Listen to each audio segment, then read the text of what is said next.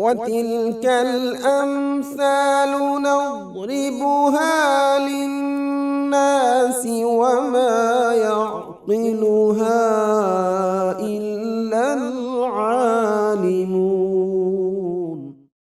نحمده ونصلي على رسوله الكريم، اما بعد فاعوذ باللہ من الشیطان الرجیم، بسم اللہ الرحمن الرحیم، رب اشرح لی صدری ویسر لی امری واحلل عقدۃ من لسانی یفقہوا قولی.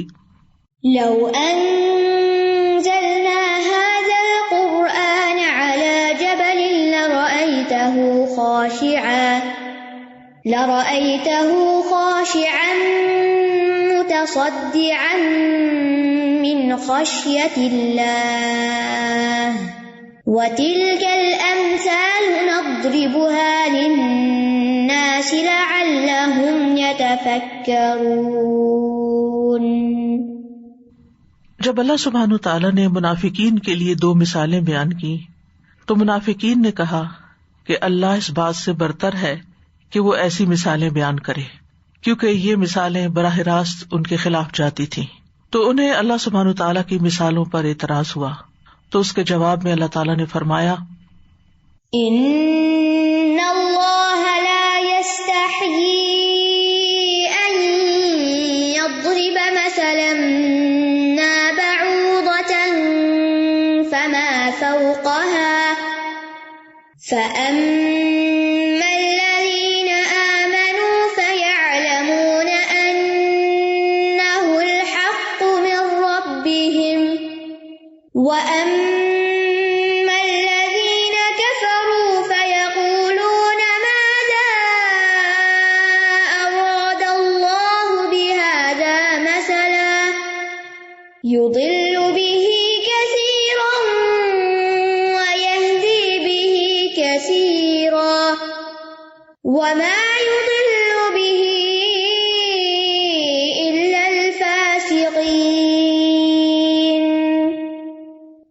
الذين ينقضون عهد الله من بعد ميثاقه ويقطعون ما أمر الله به أن يوصل ويفسدون في الأرض أولئك هم الخاسرون. بے شک اللہ اس سے نہیں شرماتا کہ وہ مادہ مچھر یا اس سے اوپر کسی چیز کی مثال بیان کرے. تو جو لوگ ایمان لائے ہیں وہ جانتے ہیں کہ وہ ان کے رب کی طرف سے سچ ہے، اور رہے وہ لوگ جنہوں نے انکار کیا تو وہ کہتے ہیں کہ اس مثال سے اللہ کی مراد کیا ہے. وہ اس سے اکثر لوگوں کو گمراہ کرتا ہے اور اسی سے بہت سو کو ہدایت بخشتا ہے. اور وہ اس مثال سے گمراہ کرتا بھی ہے تو صرف فاسقوں کو، جو اللہ کے عہد کو اس کے مضبوط باندھنے کے بعد توڑ دیتے ہیں، اور جس چیز کے جوڑنے کا اللہ نے حکم دیا ہے اس کو کاٹ ڈالتے ہیں، اور وہ زمین میں فساد کرتے ہیں. یہی لوگ دراصل خسارہ پانے والے ہیں. ان اللہ لا یستحی، بے شک اللہ نہیں حیا کرتا، نہیں شرماتا. یستحی استحیا سے ہے، استحیا حیا سے ہے، اور حیا میں سین اور تا کا اضافہ جو ہے یہ مبالغے کے لیے ہے. اللہ سبحانہ تعالیٰ کو اس بات سے حیا نہیں آتی، یعنی یہ بات نہیں روکتی کہ وہ کوئی بھی مثال بیان کرے، چاہے وہ مثال کسی معمولی چیز کی ہی کیوں نہ ہو، جب تک کہ اس کے ساتھ کوئی حق بات، کوئی سچی بات ثابت ہوتی ہو، کوئی حقیقت واضح ہوتی ہو. ان یضرب، کہ وہ بیان کرے، مثلا ما، کوئی مثال، بعوضۃ، جو مچھر کی ہو، فما فوقہا، یا اس سے بھی اوپر ہو. اللہ سبحانہ تعالیٰ مثالیں بیان کرتے ہیں.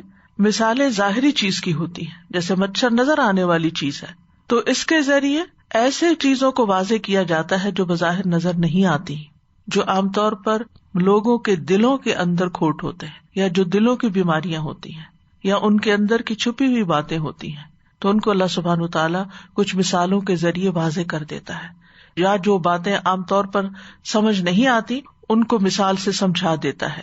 تو یہاں پر مثل کا لفظ بھی استعمال ہوا اور پھر ما بھی ساتھ آیا ہے. مثل ما، یہ ما جو ہے یہ زائدہ ہے، تاکید کے لیے ہے، یعنی کوئی بھی مثال. جیسا کہ آپ جانتے ہیں کہ ما کی بنیادی 2 قسمیں ہوتی ہیں، ایک اسمیہ اور ایک حرفیہ.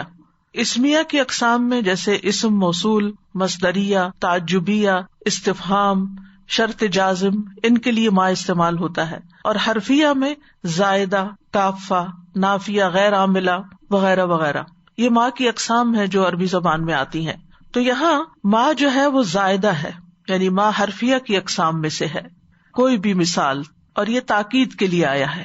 جیسے استحیا میں جو تا ہے وہ زیادہ ہے، یعنی تاکید کے لیے. اسی طرح مثلا ما میں ما تاکید کے لیے.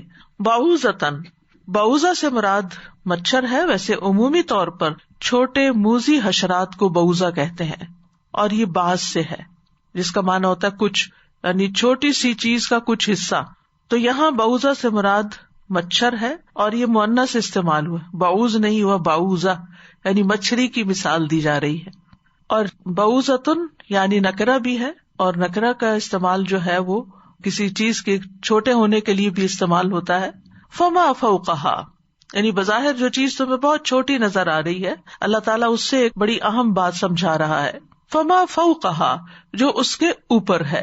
فوقہ کا لفظ جو ہے یہ وصف اور حجم دونوں میں اوپر ہونے کے لیے استعمال ہوتا ہے. تو پھر فوقہا کے معنی یہاں کیا ہوں گے؟ نمبر 1 یہ کہ مچھر سے بھی ہلکی چیز. فوقہ کا مطلب اگر وصف بیان ہو، جیسے عام کہتے اس سے بھی بڑھ کر، فلاں تھکا ہوا ہے، لیکن اگر کسی چیز سے مثال دے کے کہا جائے تو کہ اس سے بھی بڑھ کر، اس کی طاقت سے بڑھ کر، تو مطلب یہ کہ اس کی طاقت نہیں ہے. تو فما فوقہا کے 3 معنی عام طور پر بیان کیے جاتے ہیں، یعنی مچھر سے بھی ہلکی چیز، مچھر سے بھی گئی گزری چیز. مثلا کسی شخص کی بخیلی کا ذکر کر کے دوسرا کہتا ہے وہ تو اس سے بھی بڑھ کے بخیل ہے، تو اس کا مطلب نہیں کہ وہ سخی ہے بلکہ بڑھ کے بخیل ہے، یعنی زیادہ بخیل ہے. تو یہاں مراد ہے مچھر کا پر یا اس کے اوپر کی کوئی چیز یا اس سے بھی کمتر چیز. دوسرا معنی ہے مچھر سے بڑی چیز، جیسے مچھر سے بڑی چیز مکڑی ہوتی ہے یا مکھی ہوتی ہے، تو اللہ تعالیٰ ان کی بھی مثال بیان کرتا ہے قرآن مجید میں. اسی طرح اس سے مراد مچھر کے اوپر کے پیراسائٹس بھی ہیں، یعنی مچھر کی کمر پر کچھ پیراسائٹس جن کو عام آنکھ سے دیکھنا ممکن نہیں، وہ اس پر رہتے ہوئے اپنی زندگی بسر کرتے ہیں، جن کے اپنے پورے سسٹمز ہیں جو نیکڈ آئی سے نظر بھی نہیں آتے، کورونا کی طرح. فما فوقہا، اس سے بھی بڑھ کر. اور یہ جو پیراسائٹس ہیں ان کی زندگی کا انحصار اس مچھر کے خون پر ہوتا ہے، وہ اس سے غذا حاصل کر رہے ہوتے ہیں. لیکن حقیقت میں فوقہا کا لفظ جو ہے، یعنی اس کی اصل حقیقت تو اللہ ہی جانتا ہے، جو شاید انسانوں کے علم میں بھی ابھی تک نہ آئی ہو، کہ اللہ سبحانہ تعالیٰ کی جو مخلوقات ہیں ان میں سے کوئی بھی چیز بیکار نہیں ہے. ان میں سے چھوٹی سی چھوٹی چیز جو ہے وہ بھی بہت اہم ہے، وہ بھی معمولی نہیں ہے، وہ بھی بہت کچھ کمالات کر سکتی ہے. جیسے کہ کرونا کی مثال ہے کہ کتنی چھوٹی سی چیز ہے، ایک غیر محسوس چیز ہے، عام آنکھ سے نظر نہ آنے والی چیز ہے، لیکن کس طرح اس نے پوری دنیا کو ہلا کے رکھ دیا ہے. تو یہ اللہ تعالیٰ کی قدرت کی نشانی ہے. یعنی اللہ سبحانہ تعالیٰ نے جو کچھ بھی پیدا کیا ہے، سب چیزیں تو انسان جانتا بھی نہیں ہے. اس لیے انسان کو اللہ کی کسی تخلیق پر اعتراض نہیں ہونا چاہیے، کسی بھی مخلوق کو حقیر نہیں سمجھنا چاہیے، کسی چیز کو چھوٹا نہیں سمجھنا چاہیے. وہ کیا کچھ کر رہی ہے یہ اللہ ہی بہتر جانتا ہے. ہمارا کام کیا ہے کہ جو حکم اللہ کی طرف سے آئے اس پر سمینا اور اطاعنا کہیں، اور جو چیز ہم اللہ کی کہیں بھی کسی بھی شکل کی بنائی ہوئی دیکھیں، چاہے ہمیں وہ پسند آئے یا نہ، اس پہ سبحان اللہ ہی کہنا چاہیے کہ سبحان اللہ، کیسا ہے وہ رب جس نے ایسی ایسی چیزیں بنائی ہیں جن کی زندگی کا مقصد بھی ہمیں نہیں پتا. لیکن اللہ کی کوئی بھی تخلیق یا کوئی بھی بنائی ہوئی چیز حکمت سے خالی نہیں، مقصد سے خالی نہیں، اور اس میں ہمیں بحث مباحثے میں بھی نہیں پڑنا چاہیے. اللہ سبحانہ تعالیٰ بعض اوقات چھوٹی چیزوں سے بڑے بڑے کام لیتا ہے، اور مچھر معمولی ہونے کے باوجود بے شمار انسانوں کی جان لے لیتا ہے. کہتے ہیں کہ نمرود جیسے طاقتور بادشاہ کی جان بھی مچھر نے ہی لی تھی. فَأَمَّا الَّذِينَ آمَنُوا، تو رہے وہ لوگ جو ایمان لاتے ہیں. فیعلمون، وہ علم رکھتے ہیں، وہ جانتے ہیں، اور اس ایمان اور علم کی بنا پر کیا کہتے ہیں؟ انہ الحق من ربہم، کہ وہ ان کے رب کی طرف سے حق ہے. تو اس سے یہ پتہ چلتا ہے کہ انسان کی زندگی میں دو چیزیں بہت فائدے کی ہیں، ایک ایمان اور ایک علم. ایمان کے بعد علم حاصل ہو جائے انسان کو تو ایمان مزید بڑھ جاتا ہے، اور پھر اللہ سبحانہ تعالیٰ کی اطاعت اور آسان ہو جاتی ہے، اللہ کی خشیت بڑھ جاتی ہے، اللہ پہ توکل بڑھ جاتا ہے، اللہ کی عظمت کا احساس دل میں بڑھ جاتا ہے، اللہ کے آگے جھکنا آسان ہو جاتا ہے، اللہ کے قرب کی خواہش انسان میں پیدا ہو جاتی ہے کہ کیسا ہے وہ میرا رب، اور میں کیوں اس سے غافل ہوں، میں کیوں اس سے دور ہوں، میں کیوں اس کے کسی حکم پر یا اس کے کسی مخلوق پر اعتراض کروں. تو جو لوگ ایمان لائے وہ مزید سمجھنے کی بھی کوشش کرتے ہیں، غور و فکر سے بھی کام لیتے ہیں، اور جب انہیں کسی چیز کی حقیقت کا، اللہ کی کسی تخلیق کی، کسی حکم کی حکمت کا پتہ چلتا ہے تو ان کا ایمان اور زیادہ بڑھ جاتا ہے، اور وہ پکار اٹھتے ہیں کہ یہ سب ہمارے رب کی طرف سے، کل من عند ربنا، اور یہ سارے کا سارا حق ہے، سچ ہے. اور اگر ان پر اس حق کی حقیقت مخفی بھی رہتی ہے، چھپی ہوئی بھی رہتی ہے، انہیں اس کے سارے مقاصد سمجھ نہیں بھی آتے، تو بھی ان کا پورا یقین ہوتا ہے کہ جو کام اللہ سبحانہ و تعالیٰ نے کیا ہے وہ بیکار نہیں، وہ بے مقصد نہیں، وہ بے فائدہ نہیں. اس لیے وہ اللہ کے کسی بھی فیصلے پر اعتراض نہیں کرتے. یہاں سے ان کو اللہ سبحانہ و تعالیٰ کی تقدیر پر بھی پورا اعتماد ہو جاتا ہے. پھر وہ تقدیر کے معاملے میں بھی بے چین نہیں ہوتے، اس پر بھی سوال نہیں کرتے، اس پر بھی اعتراض نہیں کرتے، بلکہ زندگی میں ان کا رویہ کیا ہو جاتا ہے؟ سمعنا و اطعنا، اے رب ہم نے آپ کا حکم سنا اور ہم مان رہے ہیں.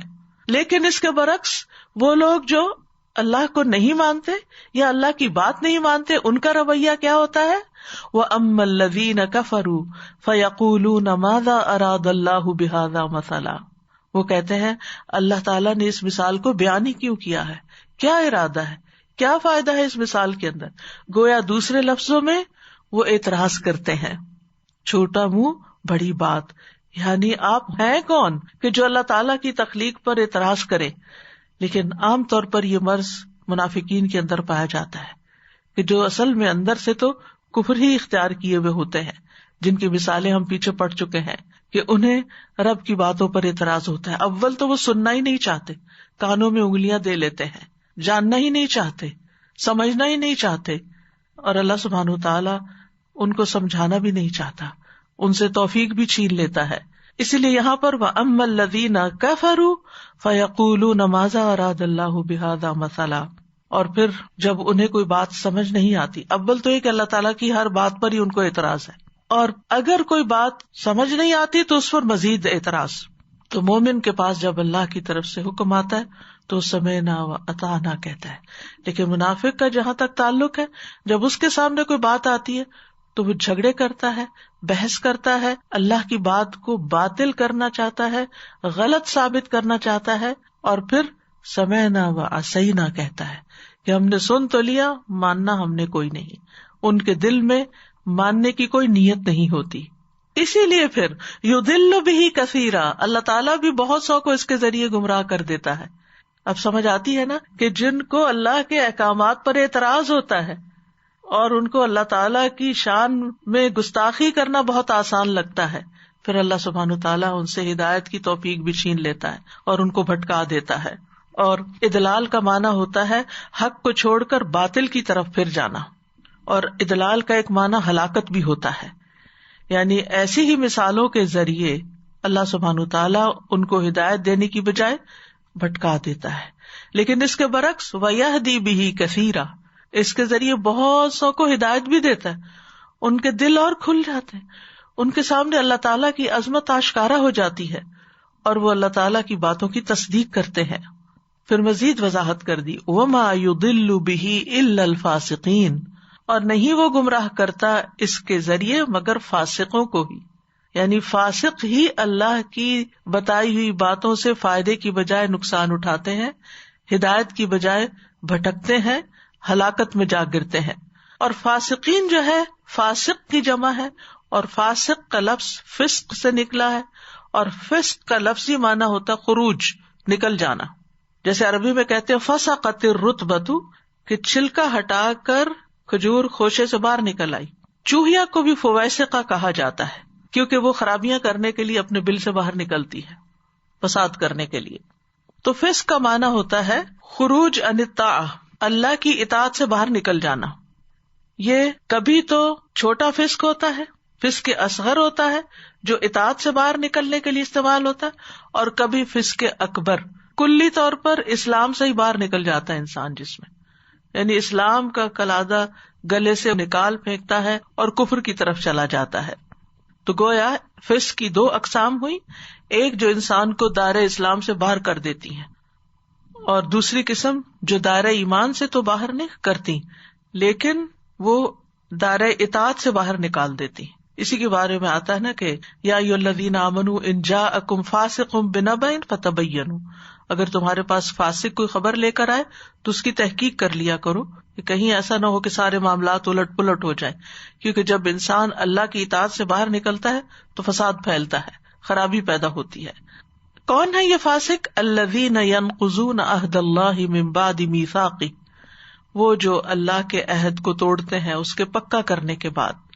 اس سے مراد وہ عہد بھی ہے جو ان کے اور ان کے رب کے درمیان ہے، اور وہ عہد بھی ہے جو انسان آپس میں ایک دوسرے کے ساتھ کرتے ہیں، خصوصاً اللہ کا نام لے کر.